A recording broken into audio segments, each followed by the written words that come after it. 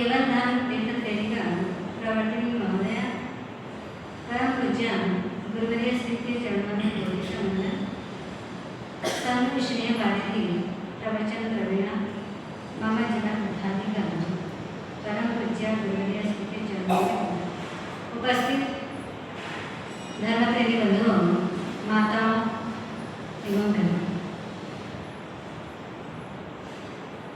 कर्म के जंजीर को तोड़ने के लिए धर्म का सहारा लेना अत्यंत आवश्यक। जब तक आराधना साधना धर्म ध्यान साधना नहीं करेंगे तब तक कर्म के जंजीर को नहीं तोड़ सकते। कई कर्म ऐसे होते हैं जो इस जीवन में ही फल देते हैं। कहा जाता है उत्कृष्ट रूप से बांधा हुआ कर्म चाहे वो शुभ हो चाहे अशुभ, उसका फल इसी जीवन में इसी जन्म में मिलता है। एक सत्य घटना है, घटी हुई घटना कुमार पाल भाई ये घटना बताते थे। एक सेठ सेठानी थे, बहुत वर्षों के बाद में उनके यहाँ पुत्र का जन्म हुआ। ज्योतिष को बुलाया गया, ज्योतिष ने कुंडली बनाई और कुंडली बनाने के बाद में ग्रह नक्षत्र तारे देख करके कहा जिस दिन इस पुत्र की शादी करोगे, जिस दिन इस बच्चे की शादी करोगे उसी दिन सर्पदंश के द्वारा इसकी मृत्यु होगी। ज्योतिष ने उस बच्चे के पिताजी को कहा और वो ज्योतिष महोदय चले गए। धीरे धीरे वह बच्चा बड़ा होने लगा, पढ़ाई लिखाई आदि करने लगा और योग्य उम्र आ गई। शादी का समय होता है। उस बच्चे की माँ बार बार अपने पतिदेव को कहती है कि बेटा बड़ा हो गया है, एक लड़की देख लो।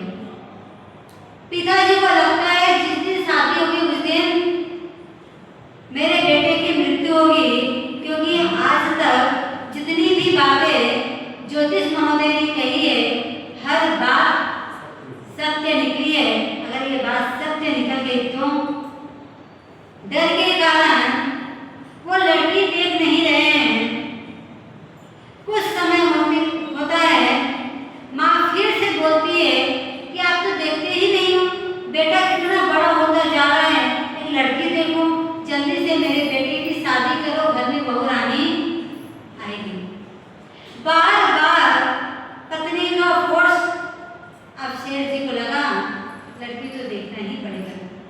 वो लड़की देखने के लिए गए, पर बस एक ही चीज था कि मेरे बेटे की मृत्यु हो गई तो जिसके साथ में इसकी शादी हो तो क्या होगा उसका। पर एक ऐसी लड़की पसंद करना है जो तत्व ज्ञान को जानती होगी, जो कर्मवाद को समझती होगी, जो अपने में आए हुए परिस्थिति में भी अपने को संभाल सके। ऐसी लड़की मुझे पसंद करना है। ये सोच करके सेठ जी लड़की देखने के लिए निकल पड़े और योग ऐसा ही हुआ जैसा सेठ जी चाहते थे वैसी लड़की मिल गई। जो लड़की हर महीने को 13-14 पूनम 3 दिन तेला करती है, भगवान की पूजा के बिना अपने मुख में पानी भी नहीं डालती है, वो लड़की विनयशील थी, कर्मवाद को समझती थी। ऐसी लड़की सेठ जी को मिल ही जाती है और सेठ जी को रिश्ता संबंध तय कर देते हैं। शादी का दिन मुहूर्त निकला और पूनम के दिन रिश्ता पक्का हो गया। पूनम को शादी उस लड़की का नियम विचार करे, चिंतन करे। अगर हमारा कोई नियम हो और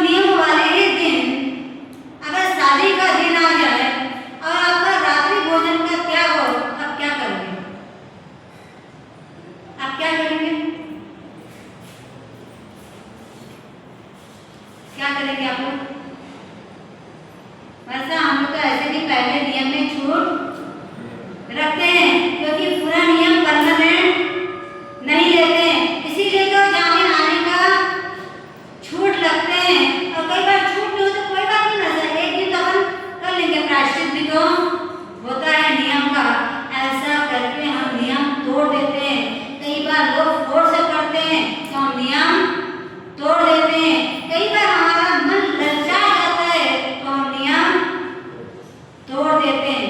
पर वो लड़की अपने नियम को नहीं तोड़ी, 13-14 पूनम तेला करना है या नहीं करना है। शादी का कार्यक्रम 3 दिनों का विचार करे, चिंतन करे, अंदर में जब धर्म बसा हुआ है तो नियम के प्रति वफादार व्यक्ति बन सकता है। और अंदर में धर्म नहीं है, बिना धर्म के नियम ले ले तो कहीं ना कहीं तोड़ने के चांस आ ही जाते हैं। उस लड़की ने नियम नहीं तोड़ा, पूनम को शादी करके अपने ससुराल आई है। और उस दिन पिताजी को ये था कि मेरे बच्चे की मृत्यु आज सर पर ढल से होने वाली है, इसलिए उन्होंने एक कांच का महल तैयार कर दिया, जिसमें कोई भी जीव जंतु प्रवेश न कर सके, ऐसे एक भी छिद्र नहीं रखा। उस दिन ज्योतिष महादेव को भी अपने घर बुला लेते हैं। इधर पिताजी को नींद नहीं आ रही है, इधर लड़की को भी नींद नहीं आ रही है, क्योंकि तेला है। कई बार होता है तपस्या सोरी भी होती है, कई बार तपस्या दोरी भी होती है। पर दोरी तपस्या होती है तो व्यक्ति क्या विचार करता है, मेरे भाग्य में नहीं लिखा है तब करना, मैं पढ़ना कर लेती हूँ। पर ज्ञानी भगवान कहते हैं तब करे, और तब में अगर परिस्थिति विकट आ जाए, उसके बाद में भी अगर हमारा अनवरत तप चलता रहे तो कर्मों की निजरा ज्यादा होती है। और सहज रूप से तप करते हैं तो कर्मों की निजरा उतनी नहीं होती है। उस लड़की को जो शादी करके आई थी, आज नींद नहीं आ रही थी, दरवाजा बंद था। उनके पतिदेव जो सोए हुए थे गहरी नींद से, पर उस लड़की को बाप नींद नहीं आ रही, क्योंकि आज तेरी की तपस्या है। उसी बीच अर्धरात्रि को एक आवाज सुनाई दी, रोने की आवाज सुनाई दी। कोई महिला जोर जोर से रो रही है। उन्होंने देखा, सुना, कौन रो रही है? ये रोने की आवाज बहुत करुण है, मतलब किसी को बहुत ज्यादा तकलीफ है तो मुझे उनकी मदद करनी चाहिए। यह सोच करके वो महिला नीचे उतरी, दरवाजा बंद करी और नीचे उतर करके जहाँ वो महिला रो रही थी वहाँ पहुँच गई। वहाँ पहुँचने के बाद में पूछी कि आप क्यों रो रहे हैं? तो महिला कहने लगी, मैं बहुत दुर्भाग्यशाली हूँ, मैं बदकिस्मत वाली हूँ, जिसने मेरे बच्चे को मैंने जन्म दिया, पर आज मेरे पास न खाने के लिए कुछ है, न पहनने के लिए कपड़ा है, न इस बच्चे को पहनाने के लिए कपड़ा है, न मेरे पास घर है, न कुछ भी नहीं है। आज मुझे इतनी भूख लग रही है पर मेरे पास कुछ भी नहीं है, इसलिए मुझे रोना आ रहा है। चल बहन मेरे साथ, मेरे पास सब कुछ है, मैं तुझे देती हूँ। ये कह करके उस महिला को अपने घर लाई। बाहर ओटला होता था, आज तो ओटला बहुत कम मिलता है, पहले हर घरों में एक ओटला जरूर रहता था। उस ओटले पर उस बहन को बैठाई और कहने लगी, आप बैठो, मैं सब चीज लेकर के आती हूँ। अभी शादी हुई है और शादी में सब कुछ मिला हुआ था, फल, मीठा, कपड़े और सब चीज उसके पास में है। सारा चीज वो लेकर के नीचे उतरती है, ओढ़ने का, बिछाने का, कपड़े, फल, मीठा सब देती है, पानी आदि पिलाती है और भोजन कार्य से भाव से वो महिला उस महिला की भक्ति कर रही है और इधर जल्दी जल्दी करने के चक्कर में वो दरवाजा खुला रह गया। जहां उनके पति जो जिस रूम में सोए हैं वो दरवाजा खुला है और इधर उस महिला की भक्ति कर रही है और इधर एक बहुत बड़ा सांप अंदर प्रवेश कर रहा है। जैसी भक्ति की उस महिला ने जैसा ही का सौभाग्यवती भव, क्या आशीर्वाद दिया? कई बार बोलते हैं गरीबों की दुआ भी काम करती है। जब डॉक्टर साथ नहीं देते हैं, अपना पुण्य साथ नहीं देता है, तो कई बार गरीब व्यक्ति की दुआ भी पुण्य को प्रतिष्ठा कर देता है। जैसे इस महिला ने कहा सौभाग्यवती भव, एक हवा का झोंका आया, दरवाजा बंद हो गया। सांप जो कि पूरा अंदर प्रवेश नहीं किया हुआ था, आधा प्रवेश किया हुआ था, आधा बाहर था, सांप के क्या हो गए? इधर जैसे उसकी भक्ति करके ऊपर महिला अंदर आती है तो देखती है अंदर से दर्द मेरे अजैना के कारण, जल्दी जल्दी के कारण मैं दरवाजा खुला छोड़ करके चली गई, जिसके कारण से आज एक पंचेंद्रिय जीव की हिंसा मेरे द्वारा हुई। उन्होंने उस टुकड़े सांप को एक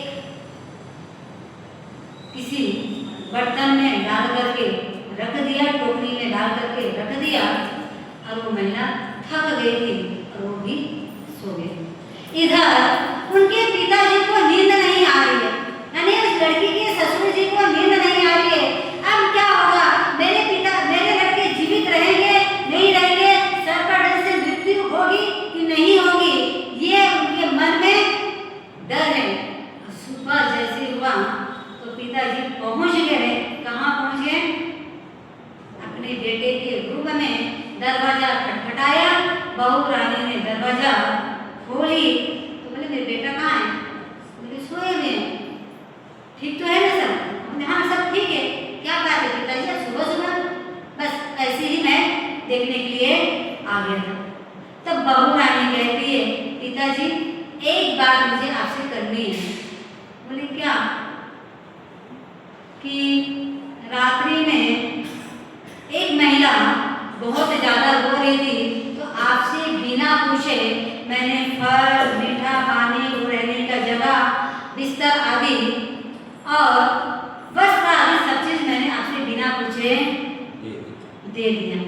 कोई बात नहीं बेटा, ये तो तेरा ही घर है, तू चाहे तो धर्म के लिए जितना खर्चा करना चाहे कर सकती है, मेरे तरफ से तेरे लिए कोई मनाही नहीं है। उन्होंने ज्योतिष के तरफ देखते हुए कहा कि आपकी वाणी असत्य निकली। ज्योतिष ने कहा नहीं, बिल्कुल भी नहीं हो सकते, कुछ ना कुछ घटना घटी है। तब बहू रानी कहने लगी पिताजी जब मैं उनको दे रही थी तब एक सांप जो अंदर प्रवेश कर रहा था, दरवाजा खुला छोड़ने के कारण उनकी मृत्यु हो गई। तब ज्योतिष महोदय ने कहा ये तुम्हारी बहू की भक्ति के कारण से, उनका पुण्य के कारण से आज तुम्हारा बेटा जीवित रह गया। यानी तुम्हारे बहू ने 9 प्रकार के पुण्य एक साथ में उत्कृष्ट भाव से किया, जिसका फल तुरंत मिल गया। उत्कृष्ट रूप से पाप का फल, उत्कृष्ट रूप से पुण्य का फल तुरंत ही मिलता है। अगर हमको पुण्य का फल अगर चाहिए उत्कृष्ट रूप से भावों के साथ में करेंगे तो निश्चित रूप से पुण्य का फल मिले बिना नहीं रहता है। भावना अधिकार में जिसमें हमारी चर्चा चल रही थी महाबल और मरिया सुंदरी। महाबल ने मरिया सुंदरी को एक श्लोक दिया था कि जब जब तुमको दुख की अनुभूति हो तो इस श्लोक को जरूर याद करना, जिसके कारण तुमको पीड़ा की अनुभूति कम होगी। और उसका भी अर्थ उन्होंने बता दिया थे। ये कह करके महाबल कहाँ पहुँचे हैं? पृथ्वी स्थान को अपने राज्य में पहुँचे हैं। और राज्य में जाने के बाद उन्होंने अपने पिताजी को लक्ष्मी कुंज हार दिया और कहा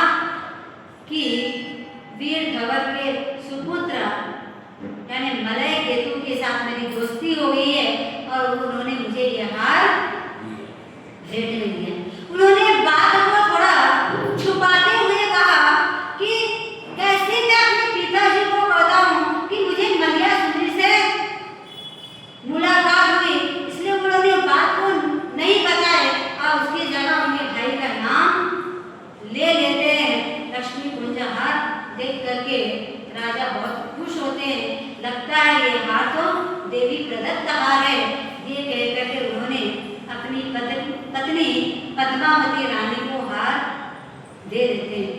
समय व्यतीत हो रहा है, महाभारत राजा राजकुमार विचार कर रहे हैं मैं कैसे अपने प्रतिज्ञा को पूर्ण करूं, क्योंकि उन्होंने प्रतिज्ञा क्या दिया था, मलिया सुंदरी के साथ में विवाह करना है।